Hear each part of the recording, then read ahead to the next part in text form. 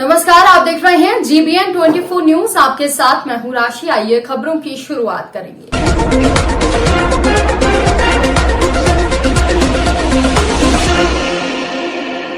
उत्तर प्रदेश के पूर्व मुख्यमंत्री व सपा प्रमुख अखिलेश यादव ने विधानसभा भौगाम में अपनी चुनावी जनसभा में भाजपा को आड़े हाथों लिया और कहा कि प्रदेश की जनता 2 चरणों में मतदान की गर्मी निकाल चुकी है और भारतीय जनता पार्टी में जितना बड़ा नेता उतना बड़ा झूठ कहते हुए उन्होंने भौगाम की जनता को संबोधित किया।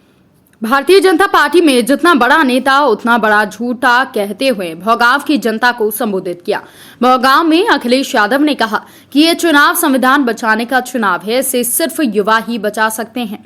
मंत्री पुत्र ने किसानों की जान ली और कोर्ट ने जमानत दी, लेकिन जनता जमानत नहीं देगी। किसानों को कुचलने वाले को कभी माफ नहीं करेगी। सभा को संबोधित करते हुए अखिलेश यादव ने साफ कहा कि उसको पालने पूछने वालों को माफ नहीं किया जा सकता। बीजेपी यूपी में साफ होगी। विधानसभा चुनाव में अपने प्रत्याशियों के समर्थन में जनसभा को संबोधित करने आए सपा सुप्रीमो अखिलेश यादव भाजपा सरकार पर जमकर हमलावर दिखे। उन्होंने कहा कि पहले और दूसरे चरण के मतदान से ही सपा के पक्ष में हवाएं चली और अब तीसरे चरण में बीजेपी की जमानत जब्त होने जा रही है। इसका पता भौगाम के लोगों को भी चल गया होगा। गर्मी निकालने के बाद अब तक भाप बन चुके हैं। भौगाम में मतदान के बाद ये सब धुआं बन जाएंगे। नेशनल डिग्री कॉलेज में सभा को संबोधित करने पहुंचे सपा सुप्रीमो ने कहा कि जन समर्थन बता रहा है कि सपा भौगाम विधानसभा सीट जीतने जा रही है।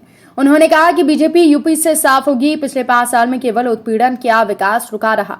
उन्होंने कहा कि बीएड और टेट वालों को सपा सरकार आने पर समायोजित किया जाएगा। शिक्षा मित्रों को धोखा दिया गया। उन्होंने कहा कि किसानों को अपनी गाड़ी के नीचे कुचलने वाले मंत्री पुत्र को जमानत मिल गई।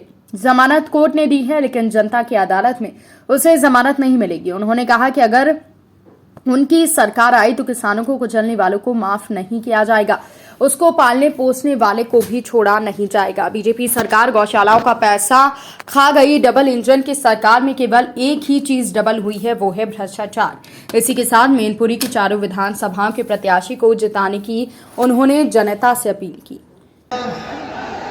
किसानों ने आंदोलन किया और किसान अपने हक और सम्मान के लिए लड़ते रहे। किसान चाहते थे कि 3 काले कानून वापस हो जाएं। इन्होंने वापस नहीं किए। 750 किसान शहीद हो गए, लेकिन इन्होंने कानून वापस नहीं लिया। जैसे ही चुनाव उत्तर प्रदेश का आया, तीनों काले कानून वापस ले लिए। लेकिन मैं कहना चाहता हूं, ये चुनाव किसानों के मान सम्मान का भी चुनाव है। और जिस पार्टी की वजह से 750 किसान शहीद हुए हों,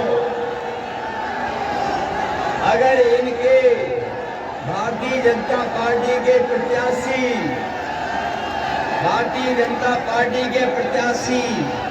कान पकड़ करके 700 बार भी उठक बैठक लगाएंगे, तब भी ये किसान माफ करने वाले नहीं है। तब भी ये माफ नहीं करेंगे। और इस बार जनपद मैनपुरी के एशिया इंटर कॉलेज ग्राउंड कोसमा में आयोजित भारतीय जनता पार्टी की जनसभा को संबोधित करने पहुंचे केंद्रीय गृह मंत्री अमित शाह ने प्रदेशों का केंद्र के द्वारा चलाई जा रही योजनाओं के माध्यम से उपलब्धियां गिनाई। तो वहीं समाजवादी पार्टी पर हमला बोलते हुए कहा कि 2022 में अब की बार फिर से बीजेपी सरकार बनना तय है। मैनपुरी की जनता बीजेपी की चारों प्रत्याशी को जिताकर समाजवादी पार्टी का सुपड़ा साफ करेगी। मैनपुरी से ही नहीं, पूरे प्रदेश से समाजवादी पार्टी का सुपड़ा साफ होना तय हो गया है, क्योंकि समाजवादी पार्टी में गुंडागर्दी और जमीनों पर कब्जे होना आम बात थी। उनकी सरकार में बलात्कार, डकैती, अपहरण जैसी घटनाएं आए दिन होती थी, लेकिन पूरे प्रदेश में बीजेपी की सरकार 5 साल से चल रही है। कानून व्यवस्था कड़ी होने के चलते अपराधियों में कमी आई है, महिलाएं सुरक्षित हैं। उन्होंने कहा कि अब की बार सरकार बनी तो पूरे प्रदेश में विकास की गंगा बहेगी।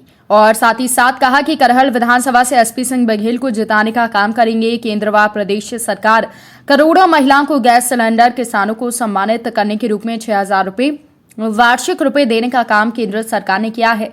वहीं कोरोना काल में वैक्सीन के अलावा सभी को राशन वितरण कर प्रदेश सरकार में जिंदा रखने का काम किया है। जनसभा को संबोधित करते हुए कहा कि अब की बार प्रदेश में समाजवादी पार्टी का सुपड़ा साफ होगा, क्योंकि 2 चरणों में हुए मतदान में समाजवादी पार्टी का सफाया हो चुका है। उन्होंने जनपद मैनपुरी में चुनाव मैदान में उतरे एसपी बघेल और केंद्रीय मंत्री व आशु दिवाकर के हित में जनसभा को संबोधित करते हुए मतदान की अपील की है। दर्द को जानता है, वो प्रधानमंत्री आयुष्मान भारत योजना लेकर आए और देश के 80 करोड़ गरीबों को उनके परिवार में 5 लाख तक का स्वास्थ्य का पूरा खर्चा आज मोदी सरकार, ये भारतीय जनता पार्टी ही कर सकती है। ये सपा अपने आप को गरीबों की पार्टी कहती है, मगर सपा का जो एसपी है ना, इसका 2 ही अर्थ है। एक इसका अर्थ है संपत्ति इकट्ठा करो और दूसरे इसका अर्थ है परिवारवाद चलाओ। मित्रों, सपा में जब सरकार थी तब एक ही परिवार से, अखिलेश जी के परिवार से 45 लोग अलग अलग पद पर थे। कितने लोग थे भाई? कोई जाति की भी बात करते हैं ना, वो गलत है। जाति का भी नहीं सोचते, तो परिवार का ही सोचते हैं। अपने ही चट्टो वट्टों का भला करते हैं, ना जाति का करते हैं, ना समाज का करते हैं, ना किसी और पिछड़ों का करते हैं। मोदी जी ने सबका साथ सबका विकास का नारा देकर सभी का। जनपद मैनपुरी में आज चुनावी मौसम बहुत गर्म है। करहल विधानसभा सीट में सपा राष्ट्रीय अध्यक्ष अखिलेश यादव चुनाव लड़ रहे हैं। यूं तो देखा जाए तो इस चुनाव में मुलायम सिंह यादव कहीं भी जनसभा करने नहीं गए, लेकिन करहल विधानसभा में अपने पुत्र की खातिर आज उन्हें वोट मांगने पड़ रहे हैं। करहल की जनता को संबोधित करते हुए उन्होंने कहा कि किसान, नौजवान और व्यापारी ही इस देश को आगे बढ़ाने का काम करते हैं। उन्होंने कहा कि इन सभी की अपेक्षाओं को सिर्फ समाजवादी पार्टी ही पूरा कर सकती है। उन्होंने आगे क्या कुछ कहा, देखिए आप। हसीरा इंद्रगढ़ क्षेत्र में अवैध शराब के विरुद्ध अभियान चलाकर सैकड़ों लीटर लहन नष्ट किया गया। थाना अध्यक्ष रुद्र प्रताप नारायण त्रिपाठी के निर्देशन पर क्षेत्र में अवैध शराब के विरुद्ध अभियान चलाया गया। क्षेत्र के जगदापुर गांव में अवैध शराब के विरुद्ध अभियान चलाकर छापेमार कार्रवाई की गई। करीब 200 लीटर लहन को नष्ट किया गया। आगामी विधानसभा चुनाव को देखते हुए अवैध शराब के विरुद्ध छापेमारी की गई और काफी मात्रा में लहन को नष्ट किया गया। कस्बा हसीरा में बहुजन समाजवादी पार्टी के समर्थकों के द्वारा कस्बे में रैली का आयोजन किया गया। सैकड़ों की संख्या में समर्थकों के द्वारा सड़कों पर निकलकर नारे लगाकर वोट मांगने का काम किया गया। गांव गली में शोर, हाथी चला विजय की ओर नारों के साथ समर्थकों ने विजय अभियान चलाकर वोट मांगे। तिरवा विधानसभा प्रत्याशी अजय वर्मा के नेतृत्व में बहुजन समाजवादी समर्थकों ने कस्बा में भ्रमण कर रैली निकाली। इस बुलेटिन में फिलहाल के लिए इतना ही। अपडेट्स के लिए आप बने रहिए हमारे साथ। नमस्कार।